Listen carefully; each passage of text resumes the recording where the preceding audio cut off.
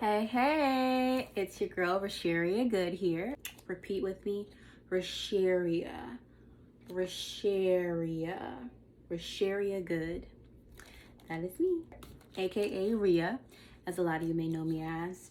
I am founder and president of Good Entertainment Theater Production Company, actress, model, influencer, content creator, entrepreneur, everything above the sun or below.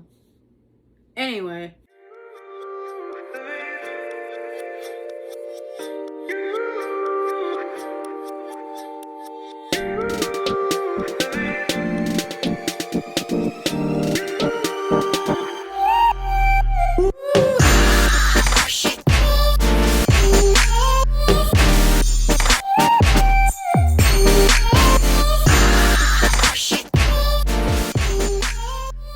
My playground is theater.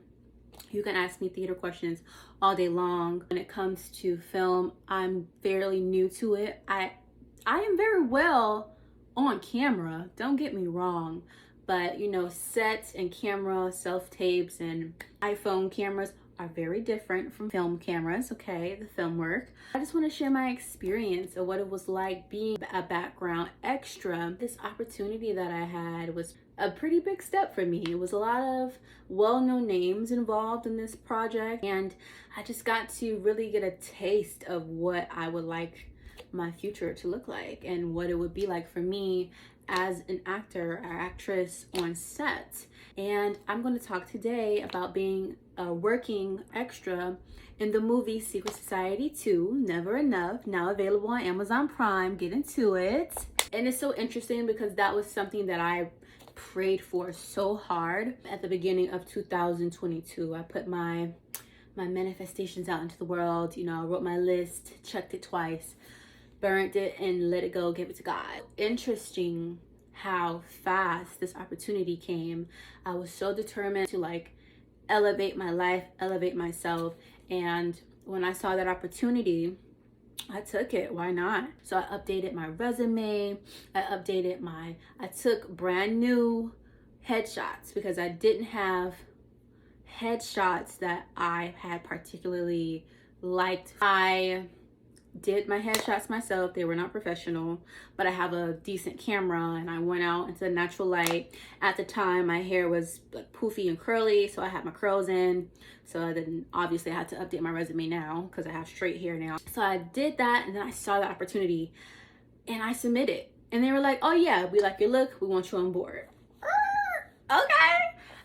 I apparently back in 2020, I think, or 2021, whatever year it was, I had applied for that, a extra role or background role in that same movie. And I didn't even realize. I was like, I applied for this movie a long time ago. Didn't even realize it. And then this year, they were like, yeah, your look, we like it. We want it a part. Come on board. So I made it do what it do. And I'm glad that I did. And it was an amazing time. So I'm going to get right into story time of what it was like, my journey getting there, what it was like on set, what the team was like, what the actors were like, some funky experiences that I encountered. I'll set the scene, I'll set how it, how my whole journey of this background extra work was. So once they were like, yes, we want you on board, they sent me an email, stating the expectations for how we needed to dress, what the scene would be like, where, the location would be like, the setting and so forth. LA vibes, high class, celebrity type, luxury vibe feeling. So come in your best dress, but don't come in your Sunday best, but come, come sexified, like you got some money. So I did my best. Often I try to dress really well, but sometimes my best dress isn't what their best dress is, especially with this movie. The fashion in Secret Society 2 and 1, but definitely number 2, oh, they took it to the next level. I gotta step my cookies up because they were crumbling, let me tell you. I ain't gonna hold you. I'm not gonna hold you. All of my good clothes, I can't fit them no more because I got a little thick. That's that jelly, baby. Got a little thick. Like Beyonce said, got that jelly, baby. Those clothes that, I usually was going to show out in, they they're either sold or they are in a donation box. I did what I needed to do. Anyway, so they sent me the things, they sent me the scenes. There was like, you don't have to stay for all of the scenes, you know, we get it. We're only looking for extras for these types of scenes anyway. Okay, perfect. I'm rummaging through my closet and I was asking my cousin and his girlfriend, and I was like, does this look good? Does this look good? How does this look? This is the scene, this is the setting. You know, we're gonna be in LA. They said it's supposed to be cold, so you gotta wear coat. And they were like, are you actually going to LA? I was like, no. Like, this is the scene, this is the setup. They're like, oh, okay. They're like, you're really good. And like, girl, I thought you was flying out to Cali. I mean, I've been to California, but I haven't been back since. I love California, actually. California was really nice. And I love Malibu. Malibu, chef kiss. I think that was like the most at peace. I felt like home. That felt like home. Cali felt like home. Anyway, rummaging through the clothes, got what I think is what they're looking for. The movie was shot in Miami. The scene is LA, California, but the actual movie was shot in Miami. Freaking hate driving in Miami. And they were like near the airport, like Miami airport, near that area. Driving in Miami is such a pain in the behind. You gotta hold your breath when you drive. All the twists and turns, one ways, all the forks, you know, splitting the streets. It's just too much. And the studio that they were in didn't really make it any better because it was like in the cuts. In this area, this is sketch. I finally get to set. I had to be the set at like 9. I think the call time was, if it wasn't 8 something, it had to be like 9 something. I was there on time, trying to find parking so my car would not get towed in Miami was impossible. I saw someone come out because I was like, where do I park? Because the parking in the studio was like limited. And I'm like, okay, so where do I park that I will not get my vehicle towed? The girl was like, oh, park here. And I was like, babes, those signs on those houses that say if you park here your car will be towed tells me otherwise. You are literally you are literally trying to get my car like taken from me, and I don't deserve that. So let's try this again.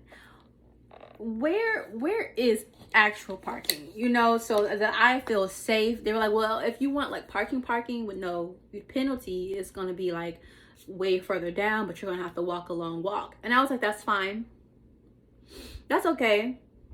You know why that's okay? Because I'll walk that walk, but it's better than trying to get an Uber and figure out where your car is in a tow yard.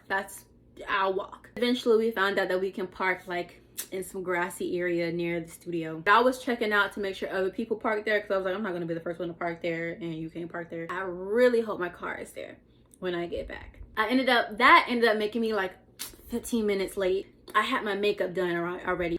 I don't think I got any sleep the night before, honestly. I was between excitement and anxiety and then having a long drive. I was like, if I fall asleep, I'm probably not going to make it in time. So I just ended up staying up, which was fine. It was fine. It doesn't affect me. I'll be up late anyway.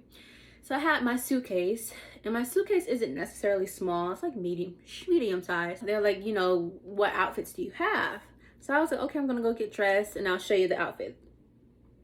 I get in the bathroom. The bathroom is like, it was multiple bathrooms. And like in the bathroom, it's only 2 stalls, I think, like 2 to 3 stalls, but the stalls are not that big. And the biggest one, it was just like, baby, it wasn't room for you and the suitcase. And all these hips, and then everyone else trying to get dressed. I was like, yeah, this ain't gonna work, but I made it do what it do. I take my clothes out. I'm being extra cautious because I'm like, I don't want nothing to go wrong. I don't need my makeup to wipe off on something. I'm trying to be careful, like taking my clothes off, you know, watching my shoulders, watching my hair. My pants ended up getting a dirt stain on them anyway. From where, you ask? From my suitcase. The bottom of my suitcase, the wheels on the suitcase got dirt on it from it being wet outside. So it had a little bit of, you know, mud and residue on there, and it stained my pants. Not a stain that you can just overlook. It was right there in front. Glad I bought a backup outfit just in case. If you're ever told to like pack your own personal clothing, make sure you bring a backup outfit Just FYI. And I don't know when we go on set. You know, there's like, we're gonna go on set soon. What does soon look like? So I ended up changing my outfit, and I changed to the outfit that they liked anyway. She's like, okay, this works. I ended up running into Trina in the bathroom. It was ironic. She was kind. I went back to holding, where extras were being held. It's what it's called, holding. If you are like not the main or principal characters or principal roles, you're going to be in a different room most of the time. It's usually called holding. They fed us. They took care of us well. For background extras, they don't have to provide a craft table, but it's just common courtesy, because you have people who are here, you know, for X amount of time. You might want to feed your people. You might want to at least provide them with a little snack and a little water. The assistant director, Al, comes out, and he is like introducing us to everyone, you know, to the people on the team, who's who to contact if you have any questions. Then we meet the actual director, which was Jamal Hill. A lot of these people on set, I did not know who they were, but I wasn't like stuck up about it. I wasn't like, oh, I don't know who that is. It wasn't any of that. It was more so, I don't know who you are or, you know, what you do, but congratulations to you. We're in the same space, and that's really cool.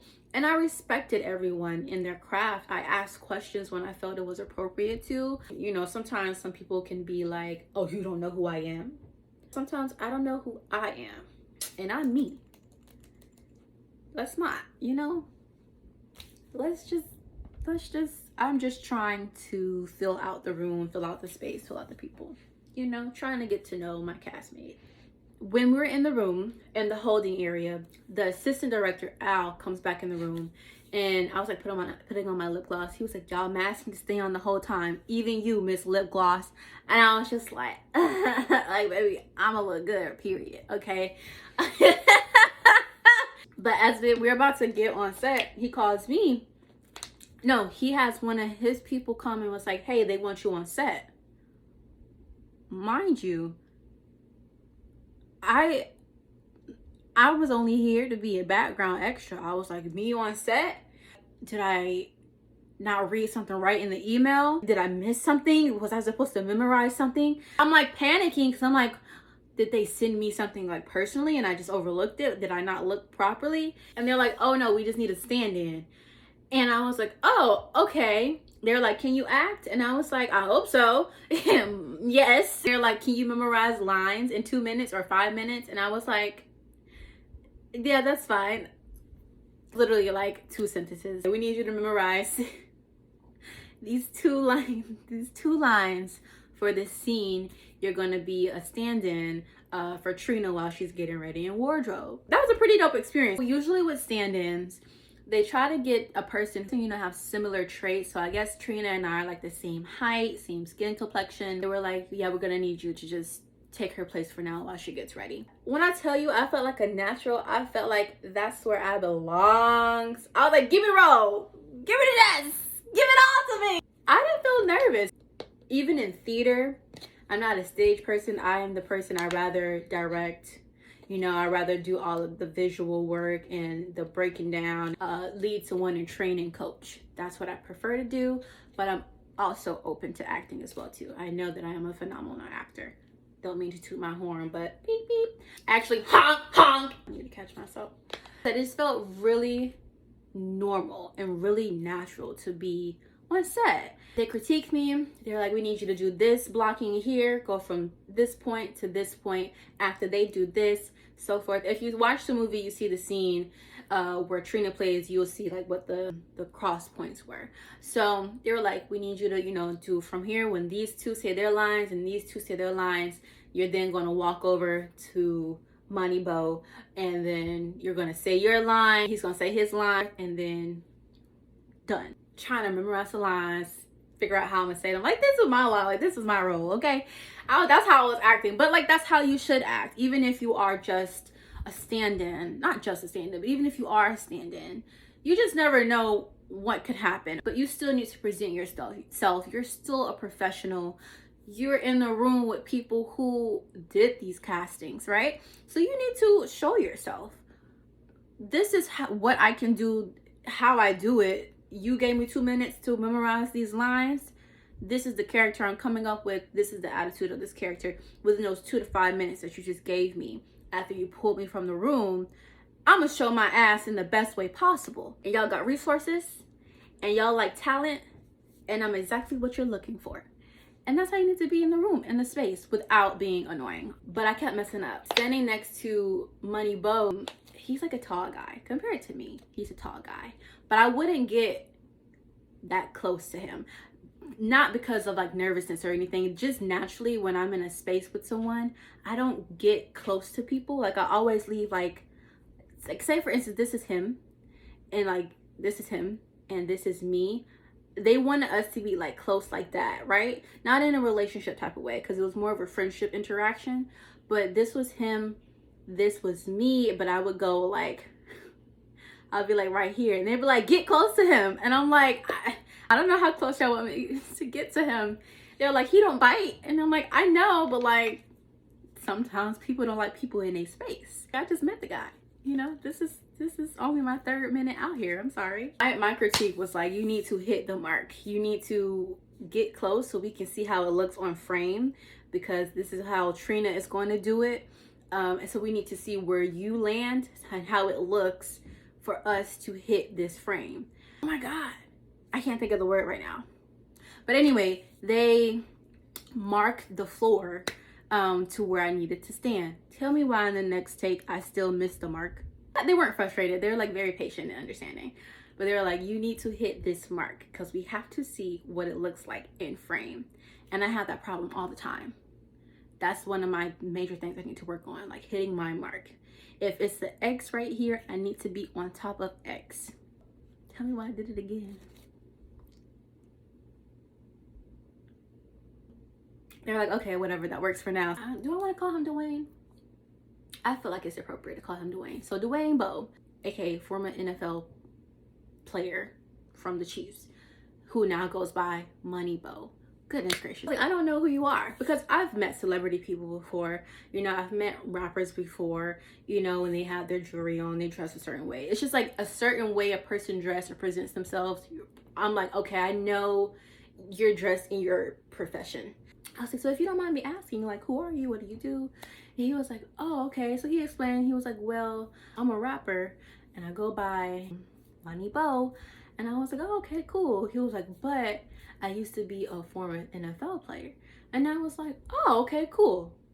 I know a little about football, not much. Yo, we had a dope conversation. And he was like, this is my first movie, you know, my first cameo in a movie, so I'm a little nervous. I was like, you never been in a TV show before? He was like, no, like I have, but like not like this. You know, I was telling him about my theater company. He was like, yo, we definitely gotta check that out. No, we gotta support. Production was like, quiet on set. And he would like still talk a little bit. I was like, I'm gonna be quiet, because the paycheck that they're giving you and the paycheck that they're giving me is very, very vastly different. But I'm gonna be quiet. He was like, you're not gonna get in trouble. And I was like, you're not. But they can replace me quickly. Let's just let them do what they gotta do, and then we'll talk. Trina finally comes out. I had to do another run. Basically watch what I do, and that's what you're going to do. She is so funny. She's a true Sagittarius. And it's no disrespect to her ever. But they were like, who such and such, or who does this? And she was like, it's me, the one and the only. And I was like, you right, baby. I was like, I'm not trying to take your role, babes. Trust me, I don't want no smoke, no problems. And she's like, the one and only. And is. But it was funny to me. I was like, girl, watch this blocking so I can go to my spot. And she looked beautiful. Her dress was like freaking gorgeous, and her makeup bomb. Her team did whatever they needed to do. How she came out, it was just like, you cannot rush perfection, because she looked absolutely gorgeous. You can't see me in that scene. Like, I can see me because I knew where I was standing. I'm in like a corner. You can literally see my feet to my forehead. The next scene was the art auction. So they had another group of people, or actors, background people, come in for that scene. I wasn't supposed to be in that scene, but I had brought another outfit anyway. I'll stay, because this is a long drive back home for me to only come for like 4 or 5 hours. I'm gonna get my time's worth. I have this beautiful green dress on with my necklace that I have on now. I had my long wig on with the middle part bust down. I don't think it's jet black, but the middle part bust down. I looked high value, like I was going to buy some expensive art. I'm debating if I want to tell this part, but it's my truth. It's my truth, and I tell it from a learning perspective. This is for educational purposes why I'm going to tell this story. When we got a line to be seated in our seats in the art auction, there was this one guy who I was a victim. This man, which I think he had some psychological, neurological things happening, you know, like he wasn't able to regulate his emotions well, and I think he was overstimulated, which doesn't give you an excuse to behave the way that you did, especially in such a professional setting or any setting to begin with. And it's like, if you know you have those situations or those issues, you should be responsible to make sure whatever you need to do to regulate it or to control it, to prevent it, however it works, whatever you need to do, whatever medication you need to take, whatever prayer, meditation, whatever it is you need to do to ground yourself or to not become so overstimulated, you should do that. That's your responsibility, especially in a professional field, in a professional setting. It is your responsibility. And as an adult, you can't make excuses. You know, you have to be on top of that for yourself. I'm trying to put this nicely because he wasn't all there. He just wasn't. So he would say really outlandish things, but they were just inappropriate. It was just so inappropriate with the things that he said. You're making everyone in this room really uncomfortable, really uncomfortable. And especially me. We were seated in the same row. Usually I'm able to ignore, I'm able to tune out, I'm able to, whatever, you do your thing. I was making friends with my other girl over here, Miss Gina. But it grew worse and worse and worse and worse. I think the longer that we were seated, the worse the verbiage, the vulgarness got, the worse, you know, his temper or behavior got. And it's a lot of like hotness, sexiness, you know, going on in this movie. And I think it was just too much for him. And he didn't know how to regulate his emotions. I don't think he took to women well. With the men in the room, or even like the directors or the assistant directors, I would notice that he would look up to them more. You know, he would try to conversate with them more. Just with the men in the room, he would, I guess, be more comfortable with versus a woman. I'm not trying to diagnose him with anything because I don't know his condition, but I just from observation noticed some things. You expect everyone to be in line, you expect everyone to be respectful of the space and be, you know, just on their P's and Q's in this space. This man was cussing up a storm. He was name calling the principal actors, all types of B's and H's. It just saying some real outlandish stuff. He was like, I can't believe my agent. I'm gonna do this, I'm gonna do that.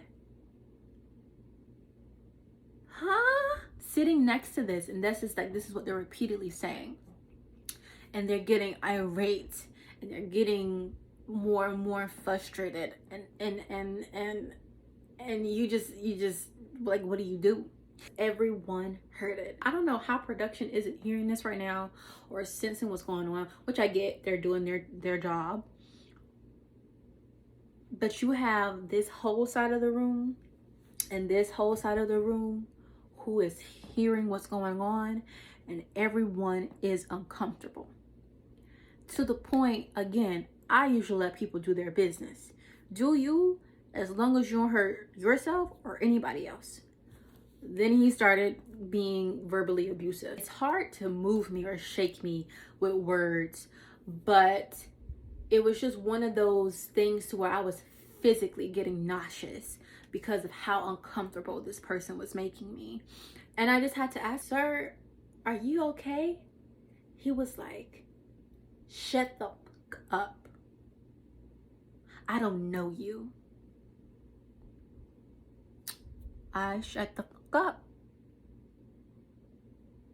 I surely did. I shut the fuck up. Because I was like, oh, oh. She gonna jump me? Is she gonna jump me? Be honest. Oh, be honest. I was like, oh, I done triggered this man. And it's just one of those things. It's just like, you don't know if he's going to now physically get violent.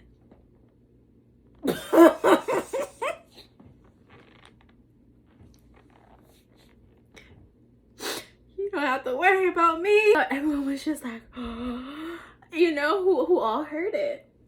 So Gina next to me was like, oh no, this is harassment. This is unacceptable in a workspace.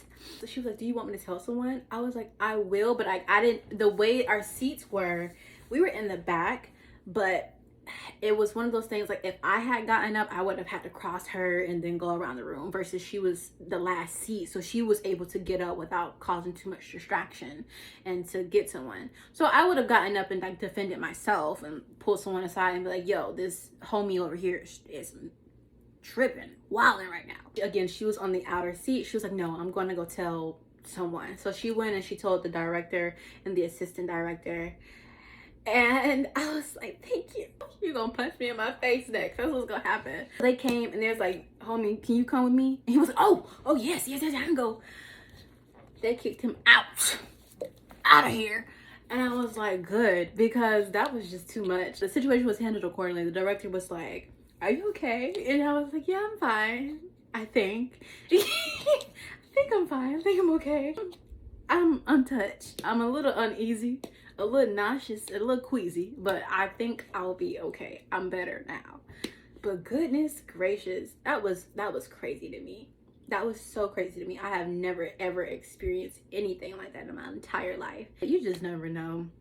You don't expect people to come to set or work like that. Moving on. So the next scene that I was in, the red carpet, which you'll see me in the movie as well. I have a funny story with that one. I was originally supposed to be like paparazzi, or, you know, a photographer. I went from being paparazzi to they're like, okay, no, you're gonna go on the red carpet and you're gonna be the person to hold her dress. I was like, okay. I'm gonna go with either my butt was too big, and like if you would have gotten me from behind, you just would have saw a lot of booty. That's what I'm gonna go with. But it also could have been this space that we were working with, to where maybe we just had too many, you know, photographers or like paparazzi, and then the space just took away from the framing. It took away from the actors, you know, the two people that we had and the other people that were in that same line of like security and checklister. You'll see it in the scene. It was just probably just too crowded, too many people in that space. But I'm gonna go with my booty was too big, you know. It would have just taken away from everything. You're no longer going to be paparazzi. You're going to be the one to hold her dress. So Shaq, who is in charge of wardrobe, who had all these beautiful outfits, he was like telling me how to hold the dress. It was a Versace dress, beautiful dress, and she wore it very well. I should have known how to do that because I worked as a personal stylist, like as a personal stylist assistant. You would think I knew how to do that well. I was acting brand new. When I'm on set, like when I'm in a space like that, all knowledge, most of my knowledge, it just goes out the window. I'm like, I am an empty canvas. What do you want from me? Okay, let me tap into my brain. They want this. Let's come up with this. It all goes out the door. Until I'm like, what do you want from me? What is your expectation? This? Okay, great. Is that how you liked it? No, let's do it a different way. Cool. Okay. Carry the dress, lay it down this way. Awesome. Pick it up, hand it back. Great. And I have to catch myself. I'm like one of those people, if you say, this is what we're doing, this is how we're doing it, I am dogmatic. I needed to go exactly how you just said, so I know that I didn't miss anything. And so with Raina, she was like, okay, right now I'm not gonna take the dress from you. Like, you know, I know I'm supposed to take the dress, and like once you hand it to me, but when we actually roll, I'll do it. But that wasn't stated first necessarily. So I had the dress, and I'm like walking with the dress. I place it down, you know, to like, as we're rehearsing, I place it down and I pick it up and I'm like trying to hand it to her and she doesn't take it. And I'm like, are you gonna take the dress? She's like, no, when we roll, I'm gonna actually take the dress. I'm like, but that's not what they said do. Cause I'm like, no, they said to pick it up, carry it, place it down, pick it back up and hand it to you. So I need to know how we're gonna, I need to know how the handoff is gonna go. So I know, is it this hand or cause like, you know, it's just anxiety. Like she is comfortable. She's been on the set a bazillion times, but I'm like, I need to get it right because again, I could be replaced, which they weren't like that, but it's just like, you just never know. And I just need it to be to the T. So we don't have no mishaps. We don't have no problems. I don't need no problems with nobody. Can you just take the dress, please? She's like, no, I'm just gonna take it when we actually film. So she did. She like ended up taking it when we actually filmed. She's like, see, I told you I was gonna take it when we filmed. I was like, ah. Oh, let me tell y'all. I messed up, which is I did a makeup no. Can't tell in the movie, but in person you surely could have. Anytime you're on film, any film work, any camera work, your makeup should always be matte. You need matte makeup always, because if you do any dewiness, any shine, those camera lights and those cameras are going to reflect and it's going to cause glaring. I messed up because I used one of my setting sprays that wasn't a matte. I usually use my NYX matte finish setting spray, and I ended up going with my Milk setting spray, which isn't all purpose. It's more like a dewy shininess to it, and it's mixed with aloe and oil, and I don't think I shook it up well. So a lot of that oil was what was coming out. I looked very greasy to the point I was like, do I look shiny? And one of the actors was like, yes you do. He said I look like a glazed donut. Like, why would you say that? And the guy was like, I didn't say she looked like a glazed donut, I just said she's shiny. Do y'all know the makeup girl came and was like, oh, everyone looks good. I was like, why are you lying? I'm on this camera and I'm gonna look shiny. I did not look like a glazed donut. I looked like a butterball. So we were getting closer to wrapping up the movie. The movie was, you know, basically done. They're like, hey, you know, is it possible for you to come back to the next scene or to, you know, to the shoot tomorrow so we could, you know, have background extras for this scene? And I was like, I mean, I can, but like, I don't live here, you know, and now I got no clothes. You know, all that I had with me was what I had because I was just anticipating to be in this scene and that was it. Remember those clothes that I said earlier that I was like, I can't wear anymore? Still had them in the trunk at the time. I made it work. That day, I was mad late. I ain't gonna hold you. And I'm like, I'm sorry, you know, I don't know what to tell you. I mean, they had people, thank goodness, but I'm like, we were late. And from a professional standpoint, you want to be on time. You know, you want to be early, because really to be on time is technically to be late. Like an hour and a half late because of traffic. And I left on time. It had nothing to do with me leaving. I left what I felt was appropriate. It's just literally traffic in Miami. It's just so sickening. When I finally made it, they didn't like the outfit I had on, so I had to change. I was like, I don't really got that many options. Like, I got clothes in the back of my car.